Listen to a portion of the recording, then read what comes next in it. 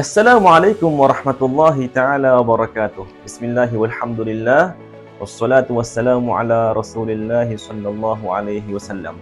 Saya Izzuddin Al-Qadiri. Bertemu kembali kita dalam video kali ini yang bertajuk Tawassul dan juga Istighasah. Sidang penonton yang saya hormati sekalian. Baru-baru ini kita ada dengar tentang satu golongan yang mana mereka mendakwa konon-kononnya tawassul dan juga istighasah itu syirik, sesat. Jadi hari ini kita sama-sama tabayun, adakah benar dakwaan mereka? Adakah benar pada tawassul dan juga istighasah itu ada unsur-unsur penyembahan selain Allah Subhanahu wa taala? Dan di sini ada satu poin yang penting, iaitu kita perlu faham bahawa ada perbezaan antara Ahlus Sunnati wal Jamaah dan juga golongan Wahabiyah dalam isu tawassul dan juga istighasah.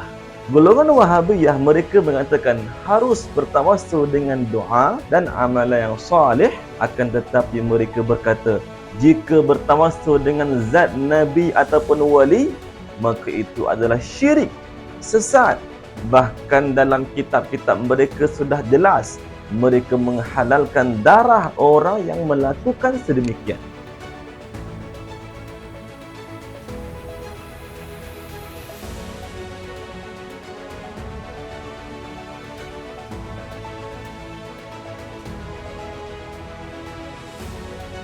Perbahasan kita dengan Wahabi adalah dalam isu bertawassul dengan zat orang yang salih.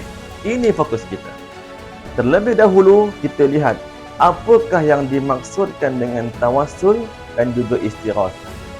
Tawassul adalah talabu husuli manfaatin aw indifa'i madaratin min Allah bi dzikri ismi nabiyyin aw waliyyin ikraman lil mutawassil bih.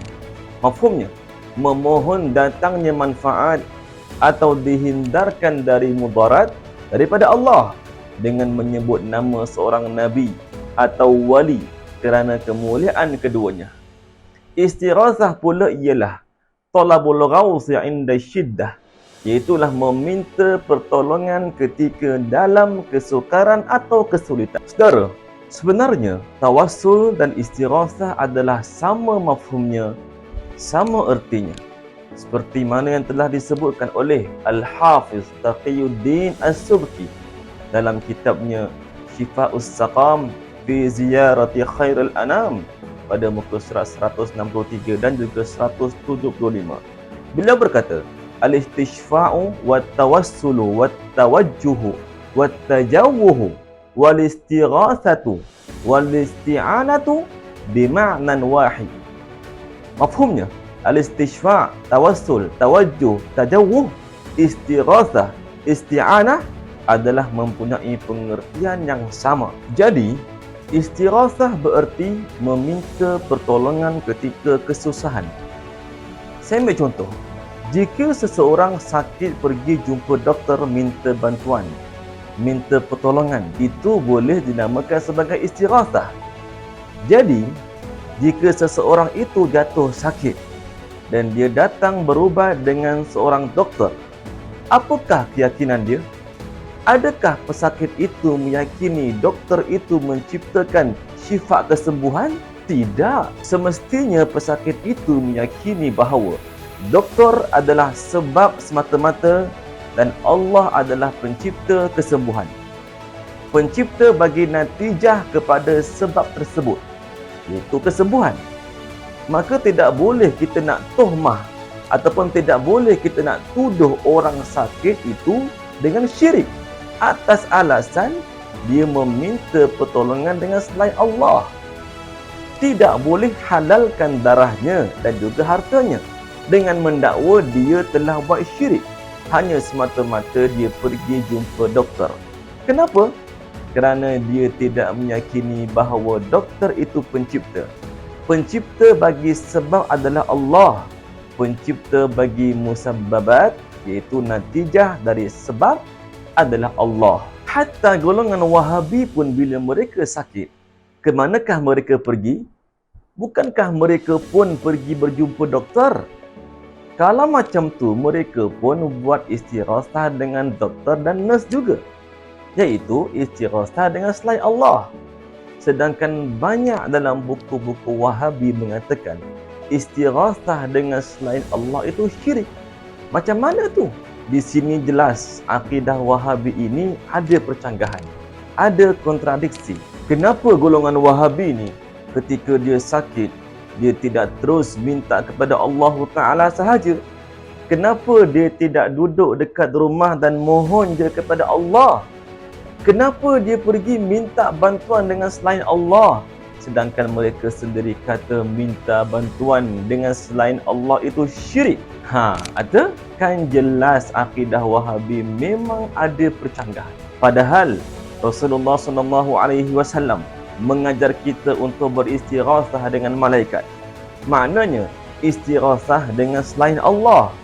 Antaranya hadis Ibnu Abbas bahawa baginda sallallahu alaihi wasallam berkata, "Inna lillahi malaikatan fil ardi siwal hafazati yaktubuna ma yasqutu min waraqis syajar fa idza asaba ahadakum arjatun bi ardin falah falyunadi a'inu ibadallah."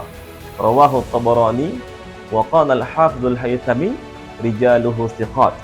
Mafhumnya, sesungguhnya Allah memiliki malaikat di bumi selain malaikat hafazah. Mereka menulis daun-daun yang gugur daripada pokok. Sekiranya seorang kalian menghadapi kesulitan di suatu padang, maka hendaklah dia berkata, "Tolonglah aku wahai para hamba Allah."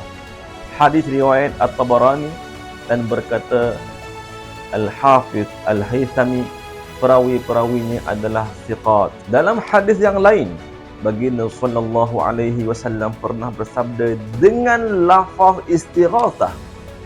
Baginda bersabda, "Tadnu syamsu min ru'usin nas yaumal qiyamah fa bainama hum kadzalik idh istaghatsu bi Adam." Mafhumnya, pada hari kiamat matahari menjadi terlalu hampir dengan kepala manusia. Ketika itu, mereka meminta pertolongan kepada Nabi Adam alaihi salam, diriwayatkan oleh Al-Bukhari.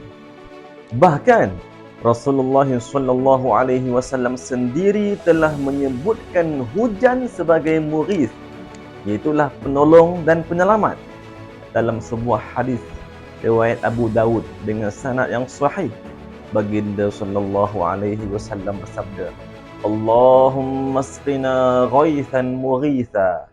Mafhumnya, ya Allah, turunkanlah kepada kami hujan yang memberi pertolongan dengan izin-Mu ya Allah. Sidang penonton yang saya kasihi sekalian, sebenarnya banyak lagi dalil-dalil tentang keharusan tawassul dan juga istighasah. Cukuplah dahulu dengan dalil yang saya nukilkan tadi. Insya-Allah kita bertemu kembali pada video seterusnya. Jangan lupa like, komen, share, dan jangan lupa tekan butang subscribe dan lonceng. Barakallahu fikum. Wassalamualaikum warahmatullahi taala wabarakatuh.